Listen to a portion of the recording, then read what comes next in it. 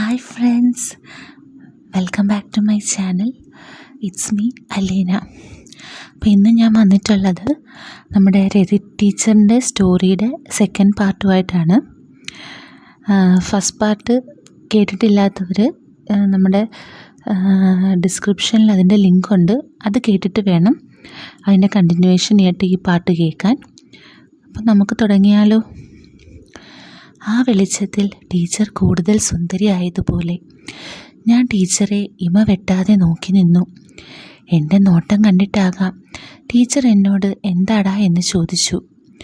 ഒന്നുമില്ലെന്ന് പറഞ്ഞൊഴിയാൻ നിന്ന എൻ്റെ മുന്നിലേക്ക് ടീച്ചർ കയറി നിന്നുകൊണ്ട് പറഞ്ഞിട്ട് പോയാൽ മതി എന്ന് പറഞ്ഞു. ഒന്നുമില്ലെന്നെൻ്റെ ടീച്ചറെ.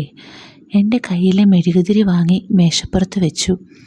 ടീച്ചറിന് കടന്നലിനെ നല്ല പേടിയാണെന്ന് എനിക്ക് മനസ്സിലായി.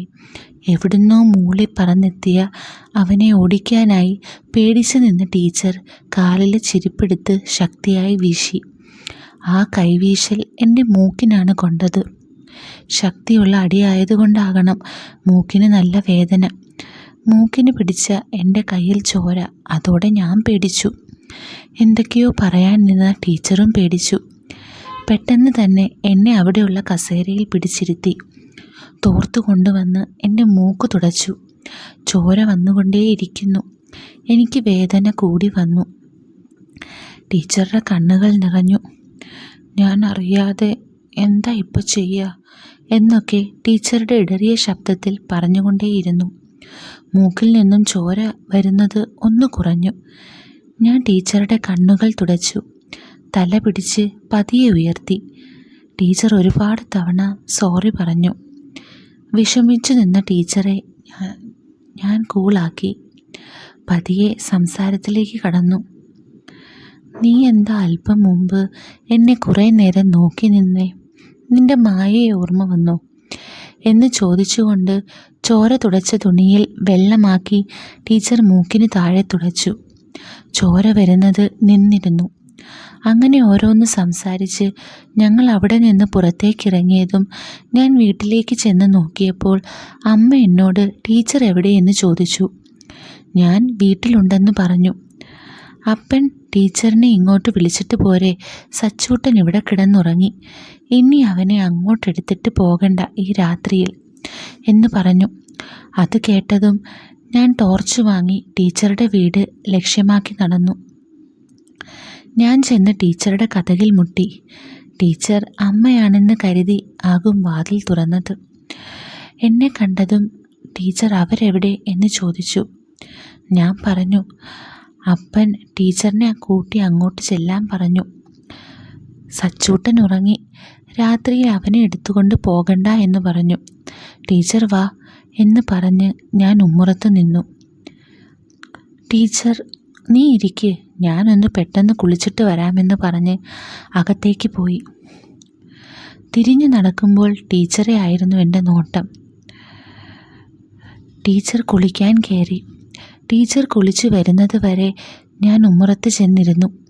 കുളിച്ചു വന്നതും ഉമ്മറത്തേക്ക് വന്നു. മാക്സി ആയിരുന്നു വേഷം. അത് മാറാൻ അകത്തേക്ക് കയറിയതും ഞാൻ ഇത് മതി എൻ്റെ ടീച്ചറെ എന്ന് പറഞ്ഞു. എന്നെ പുറത്ത് ഹാളിലിരുത്തി വേഗം വസ്ത്രം അണിഞ്ഞ് ടീച്ചർ വന്നു. ചന്ദ്രിക സോപ്പിൻ്റെ മണം എൻ്റെ മൂക്കിലേക്ക് അടിച്ചു കയറി. ടീച്ചർ എന്നോട് പോകാമെന്ന് പറഞ്ഞു. ഞങ്ങൾ വീട് ലോക്ക് ചെയ്ത് മുറ്റത്തേക്കിറങ്ങി. നടക്കുമ്പോൾ ടീച്ചർ എന്നോട് വീണ്ടും കുശലം ചോദിച്ചുകൊണ്ടിരുന്നു. എടാ, നീ മായയുമായി കറങ്ങാനൊന്നും പോയിട്ടില്ലേ? അതൊക്കെയുണ്ട് ടീച്ചർ. അതുമാത്രമേ ഉള്ളൂ? ഞാൻ അത് മാത്രമേ ഉള്ളൂ. എല്ലാം പറഞ്ഞാൽ എനിക്ക് ടീച്ചറിനെ കിട്ടിയില്ലെങ്കിലോ എന്ന പേടിയുള്ളതിനാൽ ഞാൻ ഇല്ലെന്ന് തന്നെ പറഞ്ഞു. ടീച്ചർ വിടാൻ ഭാവമില്ല. സത്യമായിട്ടും ഇല്ലേ? അവൾ നിനക്ക് ഉമ്മ തന്നിട്ടില്ലേ? അതുണ്ട്. കാമുകന്മാരാവുമ്പോൾ അതൊക്കെ ഉള്ളതല്ലേ. പിന്നെ ഉമ്മ മാത്രം. പോടാ, നുണ പറയാതെ മര്യാദയ്ക്ക് സത്യം പറഞ്ഞോ. ഞാൻ സത്യം പറഞ്ഞാൽ ടീച്ചർ പിണങ്ങുമോ? ഇല്ല, സത്യം. എന്നാൽ ഞാൻ പറയാമെന്ന് പറഞ്ഞു.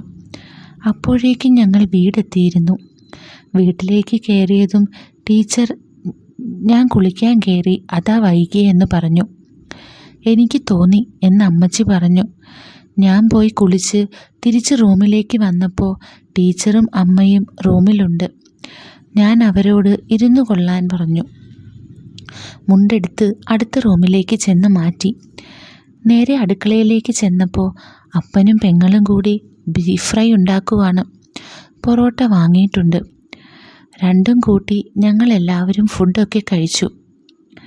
എന്നോടമ്മ ഹാളിൽ കിടക്കാൻ പറഞ്ഞു. അനിയത്തിയുടെ കൂടെ ടീച്ചറുടെ അമ്മയെ കിടത്തി. ഉറങ്ങാൻ കിടന്നതും എന്നെ വിളിച്ച ടീച്ചർ കഥ എപ്പോൾ പറയുമെന്ന് ചോദിച്ചു. ഞാൻ പറയാമെന്ന് ഉറപ്പ് കൊടുത്തു. അങ്ങനെ പിറ്റേ ദിവസം ടീച്ചർ ഞങ്ങളുടെ വീട്ടിൽ നിന്ന് അവരുടെ വീട്ടിലേക്ക് പോയി. അങ്ങനെയാണെങ്കിലും എന്നെ കാണുമ്പോൾ കഥ പറയണമെന്ന് ടീച്ചർ പറഞ്ഞുകൊണ്ടേയിരുന്നു. സാഹചര്യങ്ങൾ ഒത്തുവരാത്തതുകൊണ്ട് ഞങ്ങൾക്ക് കൂടുതലൊന്നും പറയാൻ കഴിഞ്ഞില്ല. അങ്ങനെ ഇരിക്കുമ്പോഴാണ് ദാസേട്ടൻ്റെ വല്യച്ഛൻ ഇടുക്കിയിൽ മരിക്കുന്നത്. അവിടുന്ന് ഫോൺ വന്നതും ടീച്ചർ സ്കൂളിൽ നിന്ന് വന്നു. എല്ലാവരും കൂടെ പോകാമെന്ന് തീരുമാനമെടുത്തപ്പോഴാണ് മോനുമായി അത്രയും നേരം കാറിൽ പോകുന്നത് അമ്മ എതിർത്തത്. കുട്ടിക്ക് ചെറിയ ജലദോഷമുള്ളതുകൊണ്ട് കൂടിയാണ്. അങ്ങനെ പുറത്തു പോയിരുന്ന എന്നെയും അപ്പനെയും അമ്മ വിളിച്ചു വരുത്തി. അപ്പന് എന്തോ മീറ്റിംഗ് ഉള്ളതുകൊണ്ട് എന്നോട് കൂടെ പോകാൻ പറഞ്ഞു അപ്പൻ. അപ്പൻ്റെ ATM കാർഡ് എന്നെ ഏൽപ്പിച്ചു. മോനെയും അമ്മയെയും ഞങ്ങളുടെ വീട്ടിലാക്കി ഞാനും ടീച്ചറും കാറുമായി ഇറങ്ങി. ദാസേട്ടൻ വിളിച്ചുകൊണ്ടേയിരുന്നു. കാരണം ദാസേട്ടൻ്റെ അപ്പനും അമ്മയും മരിച്ച ശേഷം വല്യച്ഛനാണ് എല്ലാം. അത് ടീച്ചർക്കും നന്നായി അറിയാമായിരുന്നു. അങ്ങനെ ഏകദേശം 3 മണിക്കൂർ കൊണ്ട് ഞങ്ങൾ അവിടെ എത്തി. ആളുകൾ വന്നു പോയിക്കൊണ്ടേയിരുന്നു. ടീച്ചറെ കണ്ടതും എല്ലാവരും കൂടെ കൂട്ടക്കരച്ചിലായി. വൈകിട്ട് ഒരു 6 മണിയാകുമ്പോഴാണ് ശവമെടുത്തത്. അത്രയും നേരം വൈകുമെന്ന് ടീച്ചറും ഞാനും കരുതിയില്ല. അവിടെ വല്യമ്മയുടെ കയ്യിൽ കുറച്ച് പൈസ കൊടുത്ത് ഏൽപ്പിച്ച് ഞങ്ങൾ ഇറങ്ങാൻ നിന്നപ്പോൾ അവർ സമ്മതിച്ചില്ല. അങ്ങനെ ഞങ്ങൾ അവിടെ നിന്ന് നിൽക്കാമെന്ന് വിചാരിച്ചു. താഴെ വീട്ടിൽ, അതായത് ദാസേട്ടൻ്റെ വീട് വൃത്തിയാക്കി ഇട്ടതാണ് എന്ന് പറഞ്ഞ് കീ കൂടെ തന്നു. ഞങ്ങൾ അങ്ങോട്ട് പോകുമ്പോൾ വല്യച്ഛൻ്റെ മോനും കൂടെ വന്നു. ശരത് എന്നാണ് അവൻ്റെ പേര്. ഡോർ തുറന്നു തന്നു. ടീച്ചർ അകത്ത് കയറി. ഞാനും അവനും കൂടെ വർത്തമാനം പറഞ്ഞിരിക്കുമ്പോൾ ടീച്ചർ കുളിച്ച് പുറത്തേക്ക് വന്നു.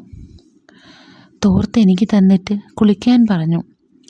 അവനും ടീച്ചറും വർത്തമാനം പറഞ്ഞു നിൽക്കുമ്പോൾ ഞാൻ കുളിക്കാൻ പോയി. തിരിച്ചു വന്ന ഞങ്ങൾ ഒന്നിച്ച് മുകളിലേക്ക് ചെന്നു. അടുത്ത വീട്ടിൽ നിന്നും ഭക്ഷണം ഉണ്ടാക്കി കൊണ്ടുവന്നിരുന്നു. ശരത്ത് എന്നെ സ്വകാര്യമായി വന്ന് വിളിച്ചു. പെക്കടിക്കാനാണ് വിളിച്ചത്. ഞാൻ കഴിക്കില്ലെന്ന് പറഞ്ഞു. അവൻ അത് കേട്ടതും അങ്ങോട്ട് പോയി. ഞാൻ വല്യച്ഛൻ്റെ വീടിൻ്റെ ഉമ്മറത്തിരുന്നു. തണുത്ത കാറ്റ് വീശുന്നുണ്ട്. ടീച്ചർ എനിക്ക് ചോറുമായി വന്നു. വിളമ്പി തന്നു. ഉറങ്ങാനായാൽ താഴേക്ക് പൊയ്ക്കൊള്ളാൻ പറഞ്ഞു. അത് കേട്ടപ്പോൾ ഞാൻ ടീച്ചർ വരില്ലെന്നാണ് വിചാരിച്ചത്.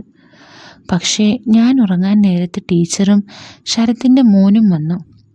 കുളിക്കാനുള്ള ചൂടുവെള്ളവുമായി ഞങ്ങൾ താഴേക്ക് നടന്നു.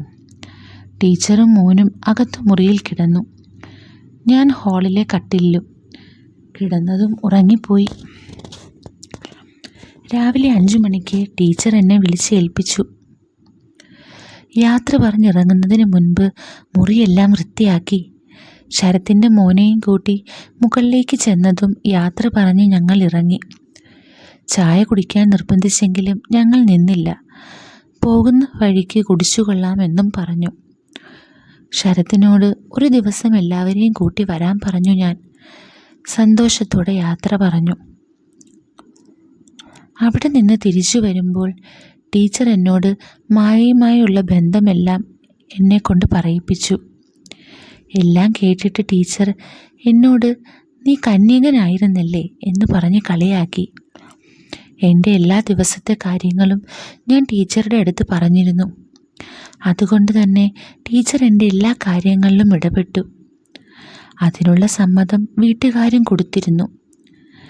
അങ്ങനെ എൻ്റെ അവസാന വർഷത്തെ ക്ലാസ്സിൽ ആവറേജ് ആയിരുന്ന ഞാൻ പതിയെ മുൻപന്തിയിലേക്ക് എത്താൻ തുടങ്ങി.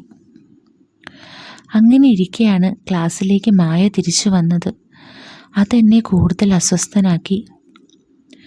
ഞാനത് ടീച്ചറോട് പറഞ്ഞു. ടീച്ചർ എന്നെ ശാന്തനായി കേട്ട ശേഷം അവൾ പുതിയ ഒരാളായി കണ്ടാൽ മതിയെന്ന് പറഞ്ഞു എന്നെ സമാധാനിപ്പിച്ചെങ്കിലും എനിക്കതിന് സാധിച്ചില്ല എന്നതാണ് സത്യം. അന്ന് ക്ലാസ്സിൽ പോകുമ്പോൾ മായ ഉണ്ടായിരുന്നെങ്കിലും അവൾക്ക് മുഖം കൊടുക്കാതെ ഞാൻ ഒഴിഞ്ഞു മാറി നടന്നു. എൻ്റെ കൂട്ടുകാരും അവളെ എന്നിൽ നിന്ന് അകറ്റി നിർത്തി. കാരണം അവർക്കറിയാമായിരുന്നു ഞാൻ എന്തുമാത്രം അവളെ സ്നേഹിച്ചിരുന്നുവെന്ന്. മായയ്ക്ക് എന്നോട് സംസാരിക്കാനുണ്ടെന്ന് അവളുടെ ഫ്രണ്ട് വഴി എന്നെ അറിയിച്ചു. ഞാനും എൻ്റെ ഒരു സുഹൃത്തും കൂടിയാണ് ആ ഒഴിഞ്ഞു കിടക്കുന്ന ക്ലാസ്സിലേക്ക് ചെന്നത്. മായ കല്യാണം കഴിഞ്ഞതും ഒന്നുകൂടെ കൊഴുത്തിരിക്കുന്നു. എൻ്റെ കൂട്ടുകാരനെ കണ്ടതും അവൾ എന്നോട് പൊട്ടിത്തെറിച്ചു. നിനക്കെന്താ എന്നോട് സംസാരിക്കാൻ ഒറ്റയ്ക്ക് വന്നാൽ? അവളുടെ ശബ്ദം ഉയർന്നതും അവൻ പുറത്തുണ്ടാകുമെന്ന് പറഞ്ഞു പോയി. പിന്നെ അവളെ ഞാൻ ഒഴിഞ്ഞു നടക്കുന്നത് ഭീരുവായതുകൊണ്ടാണ് എന്നൊക്കെ പറഞ്ഞ് അവളുടെ വക ക്ലാസ്സും. ഞാൻ എല്ലാം കേട്ട് നിന്നിട്ട് അവളോടൊന്നും മിണ്ടാതെ ഇറങ്ങിപ്പോന്നു എന്ന് നിങ്ങൾ കരുതരുത്. അവളുടെ അടുത്തേക്ക് ചെല്ലുന്ന എന്നെ കണ്ട് അവൾ പിന്നിലേക്ക് സ്റ്റെപ്പ് വെച്ച് ചുമരിൽ ചേർന്ന് നിന്നു. ആ ഭാഗത്തേക്ക് ആരും വരില്ലെന്നുറപ്പുള്ളത് കൊണ്ടാകാം ഞാൻ അവളെ ആ ചുമരിലേക്ക് ചേർത്ത് നിർത്തി ഒന്ന് പൊട്ടിച്ചു. അവളെ എൻ്റെ നെഞ്ചിലേക്ക് ചേർത്ത് പിടിച്ച് അവളുടെ ചെവിയിൽ പറഞ്ഞു, പെണ്ണാകെ കൊഴുത്തിരിക്കുന്നു. അവളുടെ കണ്ണുകൾ നിറഞ്ഞൊഴുകി. അവൾ എന്നെ തള്ളി മാറ്റി പുറത്തേക്കോടി. ഒരാവേശത്തിന് ചെയ്തു പോയതാണെങ്കിലും അന്നത്തോടെ പഠിപ്പ് മുടങ്ങി എന്നാണ് ഞാൻ കരുതിയത്. പുറത്തേക്ക് വന്ന ഞാൻ എൻ്റെ ഫ്രണ്ടിനെ അവിടെ നോക്കി. അവനെ കണ്ടില്ല. ഞാൻ ക്ലാസ്സിലേക്ക് ചെന്ന് നോക്കുമ്പോൾ മായ ബാഗും എടുത്ത് പുറത്തേക്ക് നടക്കുന്നു. പിന്നാലെ ഓടിച്ചെന്ന് അവളോട് സോറി പറയണമെന്നുണ്ടായിരുന്നെങ്കിലും അവളുടെ പ്രതികരണം എങ്ങനെയാകുമെന്നറിയാത്തതുകൊണ്ട് ഞാൻ പിന്മാറി. അതുമാത്രമല്ല, അവളെങ്ങാനും കംപ്ലൈൻറ്റ് ചെയ്താൽ ആകെ പുലിവാലാകുമെന്ന പേടി കൂടി ഉണ്ടായിരുന്നു എനിക്ക്. അന്ന് വൈകിട്ട് ഈ കാര്യം എനിക്ക് ടീച്ചറോട് പറയാൻ കഴിഞ്ഞില്ല. പിന്നീടുള്ള 2 ദിവസം മായ ക്ലാസ്സിലേക്ക് വന്നില്ല. എന്താണ് കാര്യമെന്നറിയാതെ ഞാനും ആകെ വിഷമിച്ചു. പക്ഷേ 3-ാമത് ദിവസം അവൾ വന്നപ്പോൾ എൻ്റെ ഫ്രണ്ട് പറഞ്ഞു അവളുടെ ഭർത്താവ് തിരിച്ചുപോയി, അതുകൊണ്ടാണ് അവൾ വരാഞ്ഞതെന്ന്. എന്തായാലും അതെന്നെ കുറെ കൂടെ സന്തോഷിപ്പിച്ചു. കാരണം ഇനി ചോദിക്കാൻ ആരുമില്ലെന്ന ധൈര്യം എനിക്കുണ്ടായി. അതോടെ മായയോടുള്ള എൻ്റെ സമീപനം മാറി. മായയും ഞാനും പഴയ പോലെ സംസാരിക്കാൻ തുടങ്ങി. ക്ലാസ് കഴിഞ്ഞ് ഒന്നിച്ചു പോകാൻ തുടങ്ങി. അങ്ങനെ ഇരിക്കെ ഞങ്ങളുടെ ആ വർഷത്തെ കോളേജ് ഡേ വരുന്നത്. അന്ന് സെറ്റും മുണ്ടും എടുത്ത് സുന്ദരിയായിട്ടായിരുന്നു മായ വന്നത്. ഞങ്ങളെല്ലാവരും ഒന്നിച്ചു പോയി ഉച്ചയ്ക്ക് ഭക്ഷണമൊക്കെ കഴിച്ചു. എൻ്റെയും സുഹൃത്തുക്കളുടെയും വക ചെറിയ കലാപരിപാടികൾ ഉണ്ടായിരുന്നതിനാൽ എല്ലാവരും നല്ല തിരക്കിലായിരുന്നു.